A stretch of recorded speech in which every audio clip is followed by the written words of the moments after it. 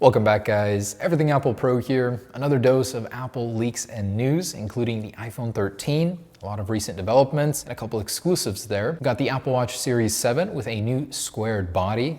I gotta say, it looks fantastic, especially in green. And we got iOS 15 coming up next week, and some feature leaks and rumors I'd like to share, and everything in between. Now, for my longtime fans out there, I do apologize. I really don't like not posting, but what we're doing over at Phone Rebel, I think, long-term, passion-wise, far more important for me.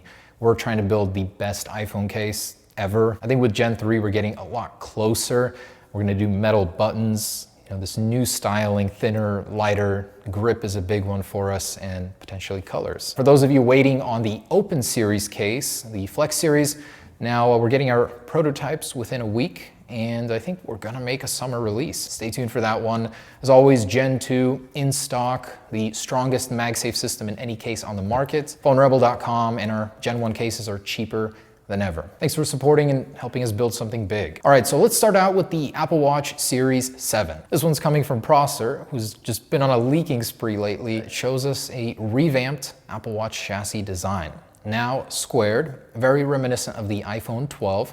He says this is based off of actual CAD data. What you're seeing here is very, very close to final, if not the actual final design. If we look on the vent side here, where usually we had the smaller vent holes for the mic speaker, now they extend all the way down the chassis, and I gotta say, it looks nice, very futuristic.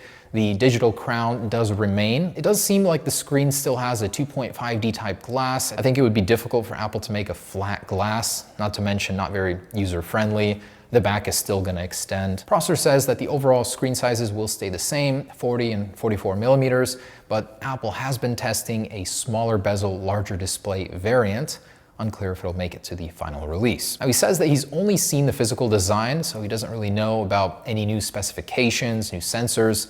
What we've heard previously is a blood glucose monitoring system, which probably will be delayed into next year, blood pressure system, and blood alcohol, but that's all slated for 2022. So mostly just a physical redesign this year. Prosser says one of the colors Apple is particularly set on is the green, and he says that although that may not make it to the final release, Apple has been experimenting with a number of different colors. And lastly, Prosser states that this very well may be the Apple Watch Series 8.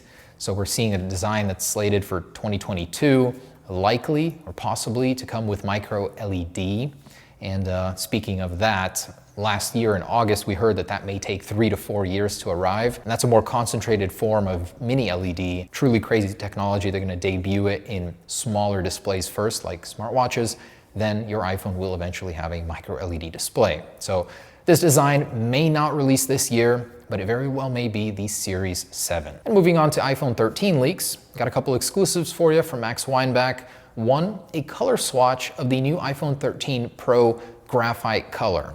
Certainly a lot darker than the current offering. He previously reported that Apple is going a lot darker on their space gray or graphite offering for 2021. And another exciting capability for the iPhone 13 lineup regarding the camera. So Apple is working on a new electronic image stabilization system that works across all frame rates and resolutions.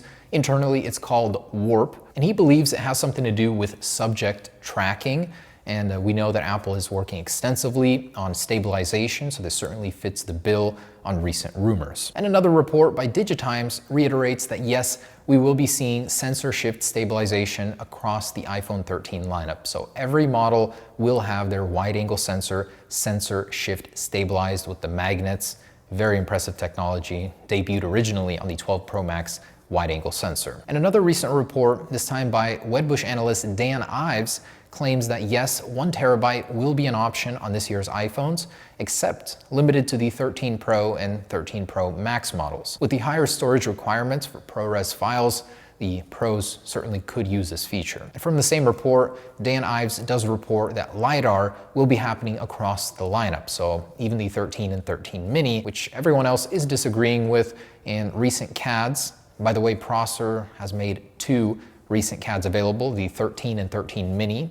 so you can download them and take a look at them yourself. Those do not show a LiDAR sensor, so it's highly unlikely that Apple would put LiDAR on the base models. Actually, taking a look at the 13 Pro CADs, LiDAR sensor is larger than the 12 Pro and 12 Pro Max. Apple's certainly investing a lot of money into this tech. They're not just gonna throw it on the base models, especially one they're about to axe next year. And a new leak details the actual milliamp battery capacities of the iPhone 13 lineup. And happy to report that they're all bigger. It shows us that the iPhone 13 Pro Max will have an 18% larger battery. The iPhone 13, 13 Pro will have a 9% larger battery, and the 13 mini an 8% larger battery. So not terribly substantial, but the 13 Pro Max with all its room inside does get the biggest battery boost. Of course, 120 Hertz, it's gonna need it. And speaking of 120 Hertz displays, Samsung and LG have started their production of Apple's displays for the 13 and 13 Pro, and I can't wait to seamlessly glide across content in 120 Hertz. Now, larger batteries are great, but the Apple A15 will likely be another huge efficiency boost as it's working on a revised version of 5nm. Digitimes reports that TSMC has officially begun production on the Apple A15. All systems set to go. Looks like we're on for the September launch of the iPhone 13. Your passport is going to be in your iPhone very soon. I remember talking about this patent a few years ago. Now Apple once again is pushing for passports and digital IDs, driver licenses to be in your phone with a new digital authentication system. This latest patent shows us that Apple is still doggedly chasing this one, and eventually everything will be digitized. No surprise there. And regarding next year's iPhone, Qualcomm has shared more details on their upcoming X65 modem.